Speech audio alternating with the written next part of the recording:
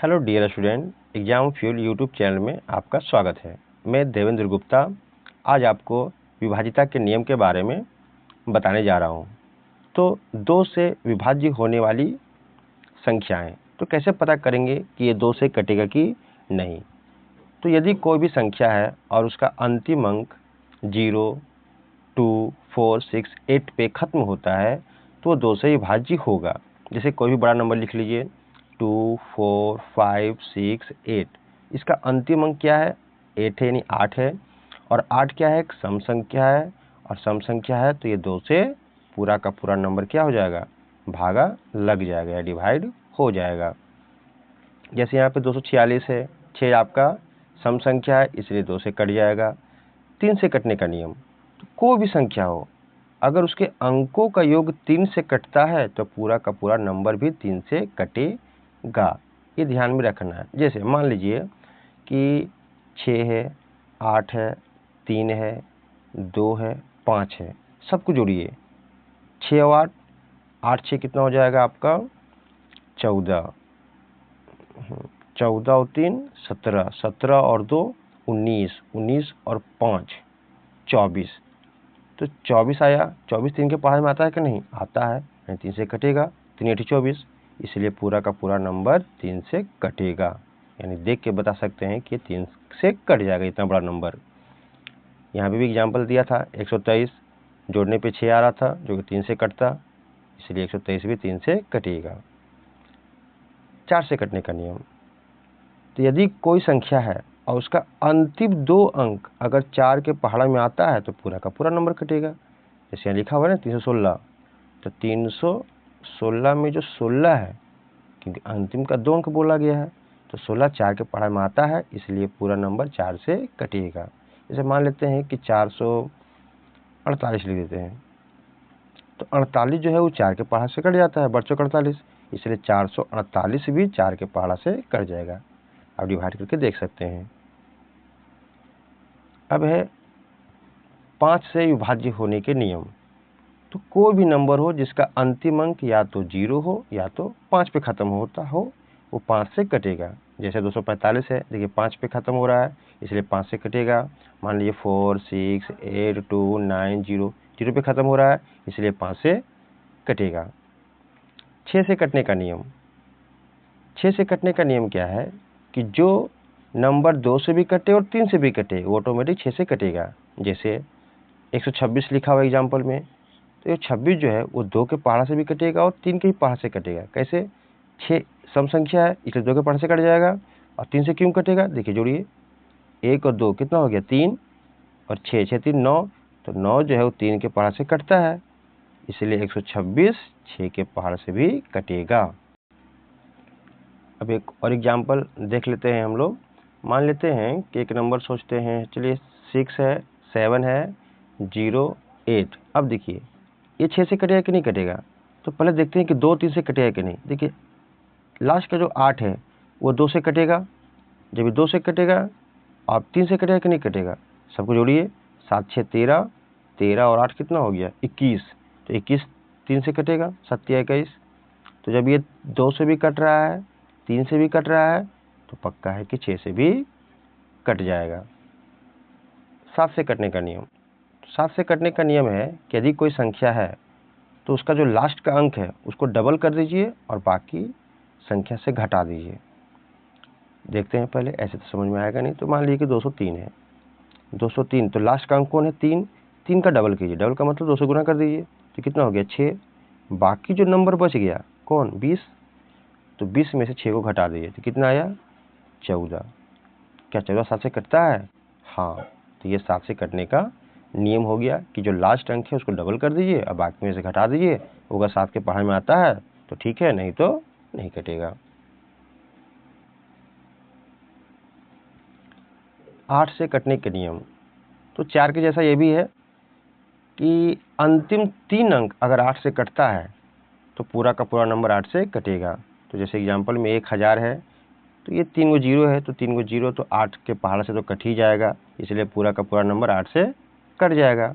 दूसरा एग्जाम्पल हम लोग देख लेते हैं। जैसे मान लीजिए है कि 1 है, 4 है, 6 है, 2 2 0 8 है, तो 3 अंक देखना है ना, अंतिम 3 अंक 8 से कटता है कि नहीं कटता है।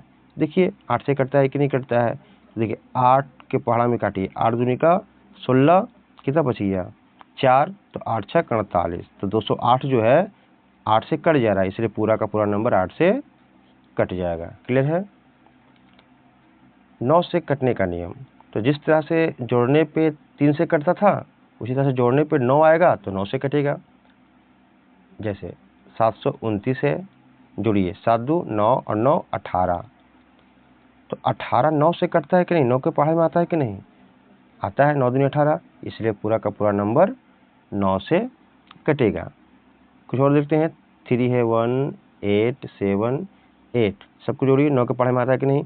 3 है 1 4, 8 4 12, 12 7 19, 19 और 8 27, तो 27 9 के पहाड़ा में आता है, इसलिए पूरा का पूरा नंबर 9 से कटेगा। यानी सब के अंकों का अगर सम 9 से विभाज्य है तो पूरा विभाज्य हो जाएगा। 10 से कटने का नियम, 10 का तो सिंपल है, लास्ट में 0 होगा तभी वो 10 से कटेगा, नहीं तो नहीं कटेगा। जैसे 450 है, लास्ट में 0 है, 10 से कटेगा।